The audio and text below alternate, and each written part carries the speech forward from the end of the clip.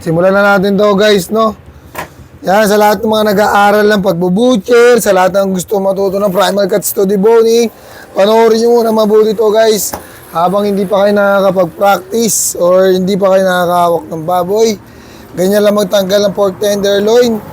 Okay, tanggalan natin yan, pwede mo hatakin yan. Okay, tanggalin natin itong taba na to na nakadikit sa ham leg.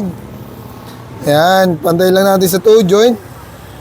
Pantay na sa toe joint, medyo malaki yung buto ng ano natin dito, pork natin guys. Ayan, ayan, ang laki ng buto oh.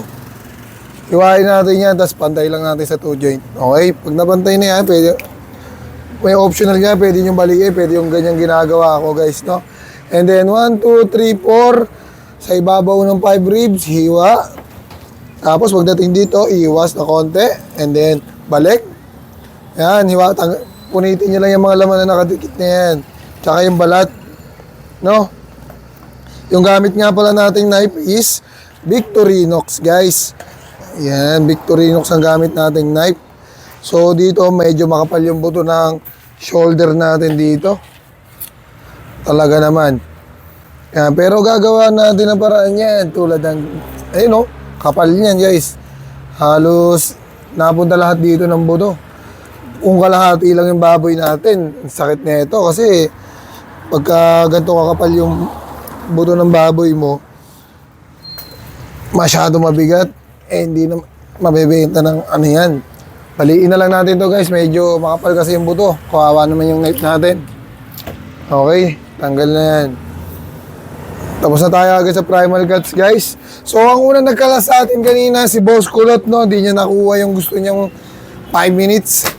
Talaga naman, still muna tayo saglit. Tanggalin natin yung patahind. Pag patahind guys, pa-islat lang dito sa likod, paangat. Para papunta sa joint, okay?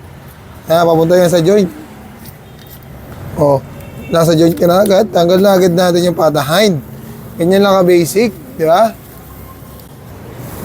Okay, dito naman tayo. Palatandaan. And then, ito na lang, para mas madali nyo masundan. Itong buto na to, hiwain nyo lang yan sa ilalim. Straight lang. Pagka hiwa nyo ng ganyan, lalabas na yung joint nyan. Kita nyo naman, ha? Ito na yung joint. Madali nyo na matatanggal yan. Pag nakita nyo na yung joint na yan, pasok nyo yung knife mo, pa-letter C, tapos baba, pababa. Tsaka mo sundan yung buto rito sa gilid. Yan. Pagkasundod mo niya ng buto sa gilid, dito rin sa kabila. Sundan mo na yan guys. Para madali natin matanggal to. Pork, ano natin, pelvic bone. Okay. Tanggalan natin yung pork pelvic bone. Dito naman tayo sa first layer mga kapatid. Yan, dito tayo sa first layer. Tanggalin nyo lang yung balat na yan para makita nyo yung first layer. Okay, pag nasa first layer na kayo, hiwain nyo lang yan ng dire-diretso lang. From top to bottom. Hindi tanggal na agad natin sa first layer tong BS na to. Sa lahat ng mga nag-aaral pa lang dyan, sana nasusundan nyo mabuti mga kapatid. Para na sa ganon, pag kayo naman yung nag-practice, kayang-kaya nyo na rin guys. Ano, napaka-basic lang naman yan. Basta didikit mo lang yung knife mo dyan sa may buto ng bias. And then, from top to bottom, hiwa. Diba? Tapos hiwasan mo lang dito yung pinakang pick-up niya. Pag nahiwasan mo yan, pwede mo nang tanggalin tong bias natin guys. So, syempre, tatanggalin muna natin yung mga litid na nakadikit sa ilalim ng bias. Pag natanggal na natin yan guys, so pwede natin, optional yan, pwede nyo hatake, pwede nyo lang hiwain yan, no? And tapos na tayo dito sa may ham leg deboning mga kapatid. Pupunta naman tayo sa may shoulder deboning. Ayan, kung na mapapansin nyo, talagang kapal ng buto na yan, no? Halos walang naging buto yung sa kabila natin baboy. Yan, tanggalin lang natin itong pork ribs, lagyan natin ng laman kasi makapal yung buto rito para di naman lugi si customer.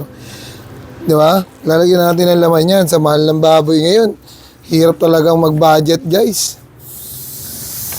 Lagyan natin ng laman yung neck na yan kasi medyo makapal talaga yung buto niyan. Good morning sir. Ayan, tanggalan natin yung pork ribs na yan. Talagang malaman ng ginawa natin dyan. Dito naman tayo sa may exciting part guys. So gawin natin dito yung sa layer. sa may shoulder blade, no? Yung layer, yung lagi natin ginagawa.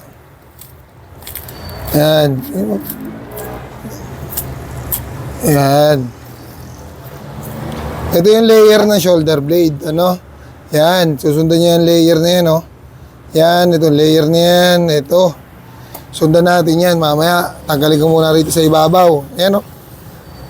Pag nasa ibabaw ko na yan, layer na yan, makikita mo na agad yan, tuktungan na yan, papaghihiwalay mo na agad yan, guys. Diba?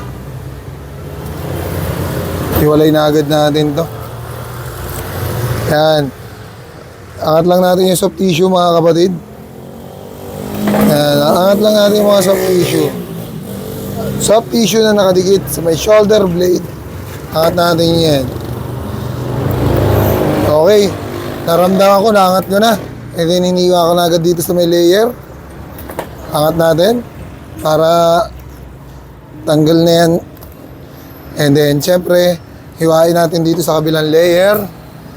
Para matanggalan natin itong shoulder blade na to, no? Yan. Kita nyo naman, napakakinis niyan, guys. Siyempre. Diba? Kailangan makita natin yung dulo. Ayan. Sana nasusundan nyo, no? Sa lahat ng mga nagpa-practice pa lang dyan, nag-aaral. Tapos ito, hanapin natin yung makapal na litid dito. Ito.